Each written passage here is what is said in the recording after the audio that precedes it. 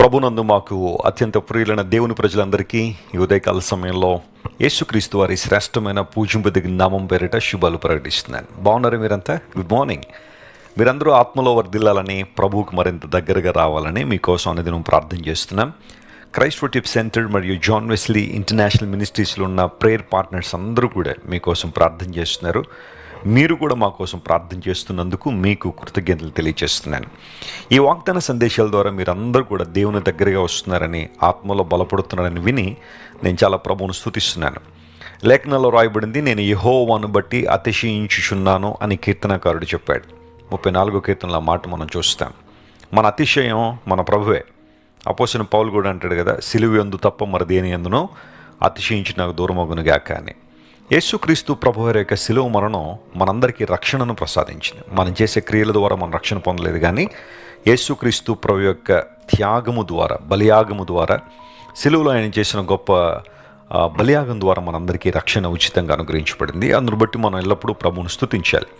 ఈరోజు వాగ్దానం కోసం కనిపెడుతున్నారు కదా, పరిశుద్ధ గ్రంథం తెరిచి ద్వితీయోపదేశ కాండము 2వ అధ్యాయం 7వ వచనం ఈరోజు వాగ్దాన సందేశంగా మనం చదువుకుందాం. Deuteronomy chapter 2 and verse 7. నీ చేతుల పనులన్నిటిలోనూ నీ దేవుడిని యెహోవా నిన్ను ఆశీర్వదించెను. ఈ గొప్ప అరణ్యములో నీవు ఈ 40 సంవత్సరములు సంచరించిన సంగతి ఆయన ఎరుగును. నీ దేవుడిని యెహోవా నీకు తోడై ఉన్నాడు గనుక నీకేమియూ తక్కువ కాదు. The Lord your God has been with you and you have lacked nothing. ఎంత చక్కని వాగ్దానం ఇది. మోషే అక్కడున్న నవతరంతో మాట్లాడుతున్నాడు. అరణ్య యాత్రలో చాలామంది తమ ప్రాణాలు కోల్పోయారు దేవుని మీద తిరుగుబాటు చేయడం వలన. అయితే అక్కడున్న నవతరానికి మోషే ఇస్తున్న మాటలు ఇవన్నీ కూడా. ఈ 40 సంవత్సరాలు దేవుడు మిమ్మల్ని అరణ్యంలో నడిపించాడు ఆయనకి తెలుసు. పగలు మేఘస్తంభంగా, రాత్రి అగ్నిస్తంభంగా దేవుడు ఉండి ఏది కావాలంటే అది వారికి అనుగ్రహించి దేవుడు వారిని నడిపించాడు. ఎందుకంటే అబ్రహాము, ఇస్సాకు, యాకోబులకి దేవుడు వాగ్దానం చేశాడు, నేను మీకు కనాను దేశాన్ని ఇస్తానని, అక్కడ మీరు సుస్థిరంగా స్థిరపడతారని దేవుడు వాగ్దానం చేశాడు. ఆ వాగ్దానం నిలబెట్టుకోవడం కోసం దేవుడు వారందరినీ నడిపిస్తూ దాదాపుగా ఇక వారు కనాను దేశం చేరే ఆ పరిస్థితుల్లో మోషే వారందరితో మాట్లాడుతున్నాడు.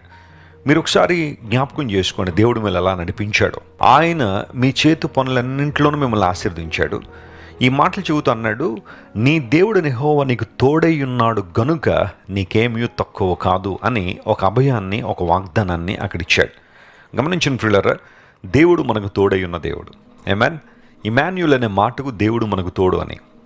ఒంటరితనంతో భయంకరమైన అనుభవాల చేత నింపబడిన మనందరినీ తన యొక్క సాన్నిధ్యం ద్వారా, తన కృప ద్వారా తనకు దగ్గరగా తీసుకున్న దేవుడు ఎల్లవేళలా మనకు తోడై ఉన్నాడు. దావీదు భక్తుడు కూడా ఇదే అంటాడు, గాఢాంధకారపు లోయలో నేను సంచరించిన ఏ అపాయానికి భయపడను. ఎందుకు భయపడను అంటే, గాఢాంధకారంలో భయం ఉంటుంది. గాఢాంధకారపు లోయలో నడుస్తున్నప్పుడు కలవరం ఉంది, ఆందోళన ఉంది. కానీ నేను ఎందుకు భయపడడం లేదు అంటే, your presence makes a difference. నీ సన్నిధి, నీవు నాకు తోడై ఉన్నావు గనుక నేను భయపడను అంటాడు. దేవుని బిడ్డలారా, ఈరోజు బహుశా నీ జీవితంలో అందరూ వదిలిపెట్టి నిన్ను వెళ్ళిపోయారా? అందరూ విడిచిపెట్టి నిన్ను ఇబ్బందులు పాలు చేస్తున్నారా? నీతో ఉంటాము, లేదా నీకు తోడుగా ఉంటాము, నీకు సహకరిస్తాము, నీకేదైనా కష్టం వస్తే మమ్మల్ని జ్ఞాపకం చేసుకో అని వాగ్దానం చేసిన చాలామంది ఇప్పుడు నిన్ను విడిచిపెట్టి వెళ్ళిపోయారేమో. ఒక ప్రక్కన బాధలు, ఒక ప్రక్కన కష్టాలు, ఒక ప్రక్కన అప్పులు వేధిస్తూ ఉంటే, మరొక ప్రక్కన ఆ ఎడబాటు, ఒంటరితనం నేను బాగా కృంగదీస్తూ ఉంటే, దేవుడు నీతోనే మాట్లాడుతున్నాడు. ఎవరు నీతో ఉన్నా ఉండకపోయినా దేవుడు నీతో ఉన్నాడు, ఆయన ఉంటాడు కూడా. యుగ సమాప్తి వరకు నేను మీతో కూడా ఉంటానని వాగ్దానం చేసిన యేసు ప్రభుని నువ్వు ఎప్పుడు విస్మరించొద్దు. ఆయన వాగ్దానాలు ఎప్పుడు మర్చిపోవద్దు. ఒక క్రైస్తవునికి దేవుని వాగ్దానాల బలం. ఈ జీవన యాత్రలో, జీవన సంఘర్షణలో దేవుని వాగ్దానాలు మనకిచ్చే బలం ఇంకా ఏమీ మనకి ఇవ్వలేవు. అందును బట్టి ప్రతి ఒక్కరూ దేవుని వాగ్దానం మీద ఆధారపడాలి. నీకేమీ తక్కువ కాదు. You lakh nothing. నీకు ఏది అవసరమో దాన్ని దేవుడు అనుగ్రహిస్తుంటాడు. నీకు అవసరం కానివి దేవుడు నీకు ఇవ్వడు అనే నమ్మకం నీలో ఉండాలి. అవసరమైనవి దేవుడు నీకు ఇస్తాడు.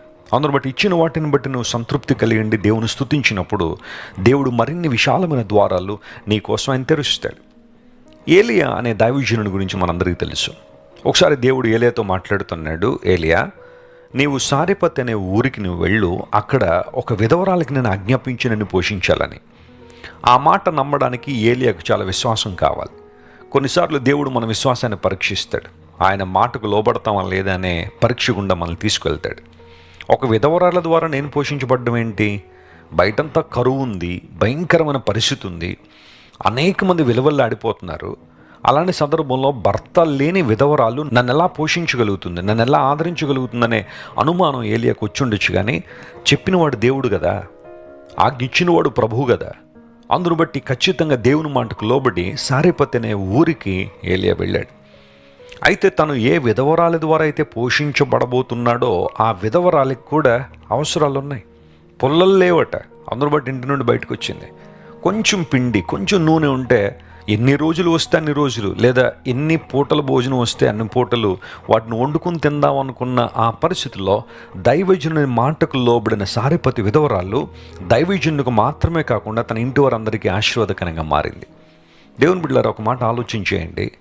కరువు ఉన్నప్పుడు దేవుడు సమృద్ధి నా ఇంట్లో ఉంచాడు. మీ చుట్టూ పరిస్థితులు మారిపోతున్నాయని నువ్వు భయపడాల్సిన అవసరం లేదు. అనేక మంది ఉద్యోగాలు పోతున్నాయండి, పింక్ కార్డ్స్ ఇచ్చేస్తున్నారండి, లేకపోతే షేర్ మార్కెట్లు కుదలైపోతున్నాయట, పరిస్థితులన్నీ విచిత్రంగా ఉన్నాయట, మళ్ళీ రెసెషన్ రాబోతుందట.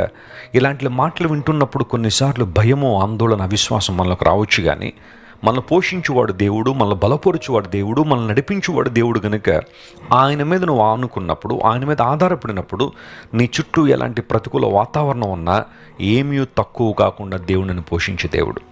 నా మటుకు నేను సాక్ష్యం చెప్పగలను. మా పరిచర్యలో ఎన్నో అవసరాలు, ప్రతిరోజు నెల తిరిగే లోపల ఎన్నో అవసరాలు మాకు ఉంటాయి. కానీ దేవుడు ఏ విధానంలో ఎవరి ద్వారా అవసరాలు తీర్చాలో దేవునికి తెలుసు.